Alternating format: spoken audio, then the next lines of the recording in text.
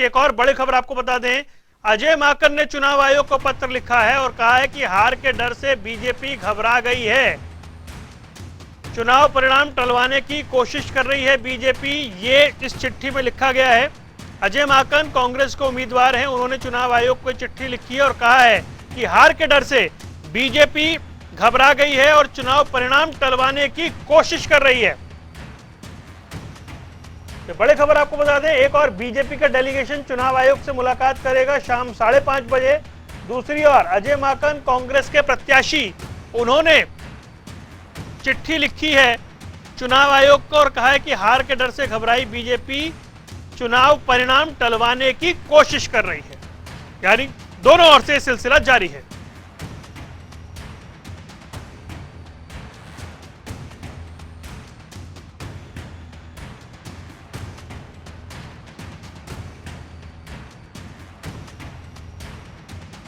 ये सिलसिला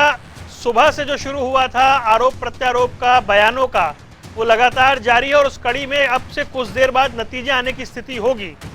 हालांकि चुनाव आयोग जरूर जा रहे हैं बीजेपी डेलीगेशन और एक तरह से चिट्ठी कांग्रेस ने भी लिख दी है, लेकिन उन सब के बीच अभी भी ये सिलसिला आखिरी लम्हे तक जारी है। स्पर्श हमारे संवाददाता हमारे साथ जुड़ गए। स्पर्श, बीजेपी का डेलीगेशन चुनाव आयोग से मिलेगा और अजय माकन ने चिट्ठी लिख दी है। देखिए बिल्कुल चिट्ठी और यहाँ पर देखने को मिलता हुआ नजर आ रहा है, जहां एक और कार्तिकेय शर्मा ने निर्वाचन आयोग को चिट्ठी लिखी तो दूसरी तरफ अब अजय माकन ने भी चिट्ठी लिखकर जो चीजें हैं वो कहीं ना कहीं जो है इलेक्शन कमीशन के सामने स्पष्ट की है। जो उनकी चिट्ठी है उसके जरिए उन्होंने कहा है कि जो बीजेपी है घबरा गई है, निर्दलीय प्रत्याशी जो है घबरा गए हैं और चुनाव परिणाम टालने के लिए जो है ये कोशिशें जो है बीजेपी की और कार्तिकेय शर्मा की तरफ से जो है कहीं ना कहीं की जा रही है। ऐसे में उन्होंने बताया कि जो वीडियोग्राफी होती है वो जो है काफी बारीकी से जो है देखी गई और उसके बाद जो रिटर्निंग ऑफिसर थे उन्होंने जो अपील थी उसको कहीं ना कहीं रिजेक्ट किया था। यानी जो वोट था वो ठीक ढंग से जो है किरण चौधरी और बीबी बत्रा की तरफ से जो है डाला गया था, लेकिन जिस तरीके से पिछली बार भी जो इंटरेस्टिंग मुकाबला है राज्यसभा चुनाव का वो देखने को मिलता हुआ नजर आया था और कुछ इसी प्रकार का अब भी देखने को मिलता हुआ नजर आ रहा है, जहां पर आरोप प्रत्यारोप का दौर देखने को मिलता हुआ नजर आ रहा है और इस बीच कौन जो है जो जीतता हुआ नजर आएगा उसको लेकर जो है वोटिंग की जो काउंटिंग है वो फिलहाल जो है होती हुई नजर आएगी। ये जो आरोप लगाया गया कि जो ऑफिसर हैं, रिटर्निंग ऑफिसर, वो फ्री और फेयर काम नहीं कर रहे हैं, इस तरह की शिकायत दी गई है, चिट्ठी में लिखा गया है। लेकिन दूसरी ओर काउंटिंग होनी है, वहीं ये डेलीगेशन बीजेपी का 5:30 बजे पहुंचेगा इसी।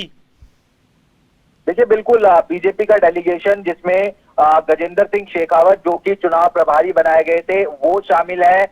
मुख्तार अब्बास नकवी शामिल है, अर्जुन राम मेघवाल शामिल है और जितेंद्र सिंह शामिल है। यानी केंद्रीय मंत्रियों का ये जो डेलीगेशन है वो जो है इलेक्शन कमीशन ऑफ इंडिया से मिलता हुआ नजर आएगा। भारतीय जनता पार्टी के वरिष्ठ नेता जो है इलेक्शन कमीशन ऑफ इंडिया से मिलते हुए नजर आएंगे और सीधे तौर पर जो शिकायत है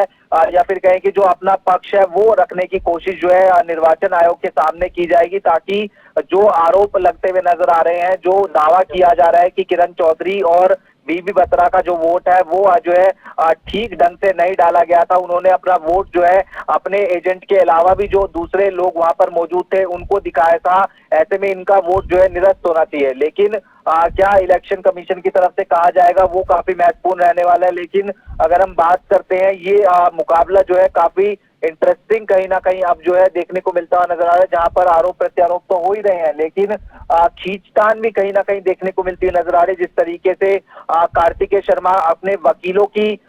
वकील के जरिए जो इलेक्शन कमीशन है वो वहां पर पहुंचते हुए नजर आते हैं और आर के आनंद के बारे में ये भी जानना बेहद इंटरेस्टिंग हो जाता है कि आर के आनंद वही शख्स है जिनका लेकर 2016 में जो राज्यसभा चुनाव हुआ था शाही कांड जो है काफी फेमस होता हुआ नजर आया था। ऐसे में फ्री एंड फेयर इलेक्शन उनकी तरफ से नहीं कराया गया, ये आरोप जो है जो दूसरा पक्ष है कार्तिकेय शर्मा वाला वो जो है सीधे तौर पर आर के आनंद पर लगाता हुआ नजर आ रहा है। जी चलिए, और अब देखना नतीजे क्या कुछ होते हैं। बहुत बहुत शुक्रिया स्पर्श आपका तमाम जानकारी के लिए। ताजा अपडेट के लिए आपके पास जरूर लौटेंगे। फिलहाल ये दो चिट्ठियां आपके टीवी स्क्रीन पर